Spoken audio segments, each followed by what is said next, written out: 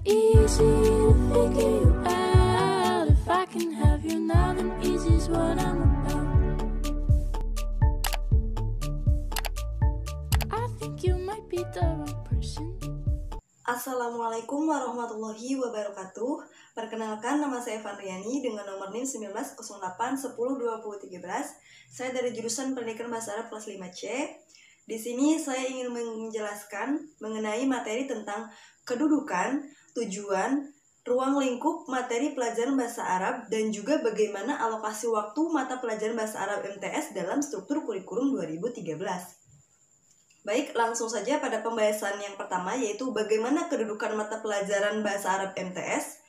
Bahasa Arab merupakan mata pelajaran yang mengembangkan keterampilan berkomunikasi lisan dan tulisan untuk memahami dan juga untuk mengungkapkan informasi, pikiran, perasaan, serta mengembangkan ilmu pengetahuan agama, pengetahuan umum, dan juga sosial budaya.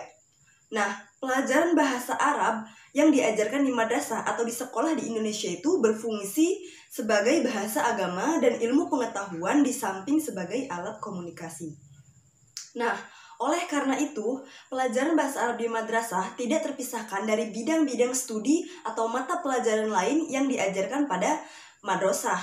Nah, untuk itu, bahasa Arab di sekolah dipersiapkan untuk pencapaian kompetensi dasar berbahasa yang mencakup 4 keterampilan, yaitu mendengar atau maharoh istima, berbicara atau maharoh kalam, membaca atau maharoh qiraah, dan juga menulis, yaitu maharoh kitabah. Nah, meskipun begitu, pada tingkat pendidikan dasar dititik beratkan pada kecakapan menyimak dan juga berbicara sebagai landasan bahasa. Nah, pada tingkat menengah, 4 keterampilan itu diajarkan secara seimbang. Nah, adapun pada tingkat pendidikan lebih lanjut dikonsentrasikan pada kecakapan membaca dan juga menulis, sehingga peserta didik itu diharapkan mampu mengakses berbagai referensi berbahasa Arab.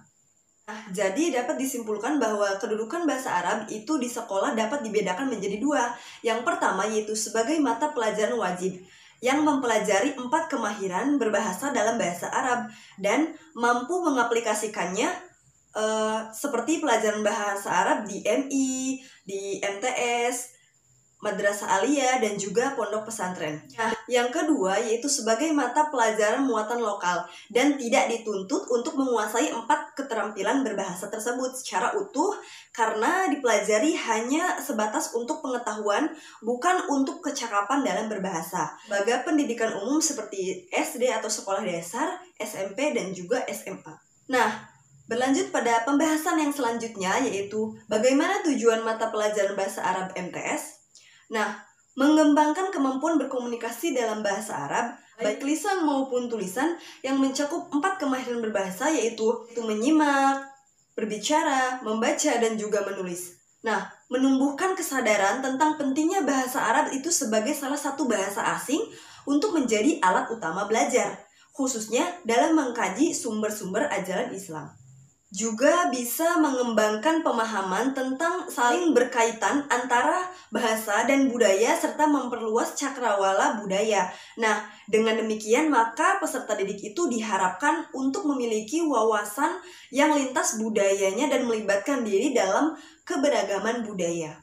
Pembahasan yang selanjutnya yaitu ruang lingkup materi pelajaran bahasa Arab MTS dalam struktur kurikulum 2013.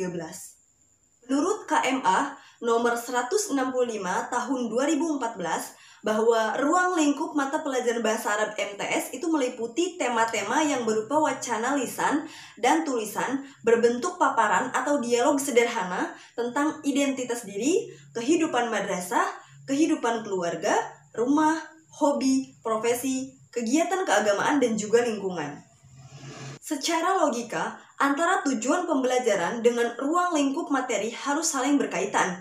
Dalam artian bahwa untuk mencapai tujuan yang diinginkan, maka harus didukung oleh yang relevan dan juga ruang lingkup materi tersebut dititik beratkan pada pencapaian tujuan pembelajaran bahasa Arab. Yang kedua, diarahkan agar peserta didik mampu menggunakan bahasa Arab sebagai alat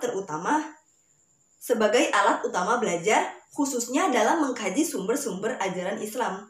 Nah, munculnya kelemahan yang sangat menganga tersebut, nampak jelas adanya ketidakcocokan antara rumusan tujuan dengan ruang lingkup materi. Nah, adapun ruang lingkup materi pelajaran bahasa Arab kelas 7 menurut buku yang diterbitkan Kementerian Agama Republik Indonesia adalah yang pertama At-Ta'aruf bin Nas, sedangkan ruang lingkup materi kelas 8 adalah yang pertama As-Sa'ah, yaitu Yaumiyatina fil Madrasah, yang ketiga Yaumiyatina fil Bait, yang keempat Al-Mihnah. Nah, sedangkan ruang lingkup materi kelas 9 yang pertama ada Ro'su al-Sanah al-Hijriyah, kemudian juga ada Al-Haflu bi Maulid al-Rasul, ada Nuzulul Al-Quran wal Al-Idani, kemudian ada Jamal at-Tobi'ah, kemudian ada Kholik al-Alam, kemudian yang terakhir ada Al-Hifaz ala Al-Bi'ah. Nah, yang selanjutnya, bagaimana alokasi waktu mata pelajaran bahasa Arab MTS dalam struktur kurikulum 2013? Baik, di sini saya akan jelaskan. Nah, cara menentukan alokasi POTA. Cara menentukan alokasi PROTA ini, jadi total minggu efektif 1 semester dikali total alokasi per minggu dikali 2 semester. Jadi, contohnya 18 minggu dikali 3 jam per minggu dikali 2 semester sama dengan 54 jam per semesternya dikali 2, jadi selama 2 semester ada 108 jam. Nah, jadi total alokasi waktu PROTA adalah 108 jam pelajaran per jam tatap muka. Nah, kemudian cara menentukan alokasi waktu PROMES. Nah, alokasi jam pelajaran dalam 1 semester. Nah, cara menentukannya adalah total minggu efektif 1 semester dikali total alokasi per minggu. Misalnya 18 minggu itu merupakan minggu efektif dikali 3 jam per minggunya, sama dengan 54 jam per 1 semester. Nah, alokasi per bab dalam waktu 1 semester, cara menentukan waktunya yaitu total 1 minggu efektif 1 semester dibagi total bab 1 semester. Contohnya, 18 minggu dibagi 3 bab. 3 bab itu selama 1 semester sama dengan 6 minggu per bab. Jadi, total alokasi waktu per bab 1 semester yaitu selama 6 minggu. Nah, kemudian alokasi jam per bab dalam 1 semester. Nah, cara menentukan waktunya ini yaitu total alokasi per bab dalam 1 semester dibagi total alokasi per minggu. Contohnya yaitu 6 minggu, itu tuh per bab, kemudian dikali 3 jam per minggu, sama dengan 18 jam per bab. Nah, jadi total alokasi jam dalam 1 semester adalah 18 jam per bab. Nah, yang selanjutnya yaitu menentukan alokasi waktu untuk silabus. Cara menentukan alokasi waktu untuk silabus ini, totalkan alokasi jam pelajaran dalam 1 semester dikali 40 menit. Contohnya, 54 dikali 40 menit sama dengan 18 kali pertemuan. Kemudian yang terakhir, menentukan alokasi waktu RPP. Cara menentukan alokasi waktu RPP yaitu total aplikasi jam per bab dalam 1 semester dikali 40 menit sama dengan misalnya 18 dikali 40 menit sama dengan 6 kali pertemuan atau 18 jam pelajaran per jam. Mungkin cukup sekian yang dapat saya jelaskan mengenai materi kali ini. Kurang lebihnya mohon maaf. Wabillahi taufiq wal hidayah. Wassalamualaikum warahmatullahi wabarakatuh.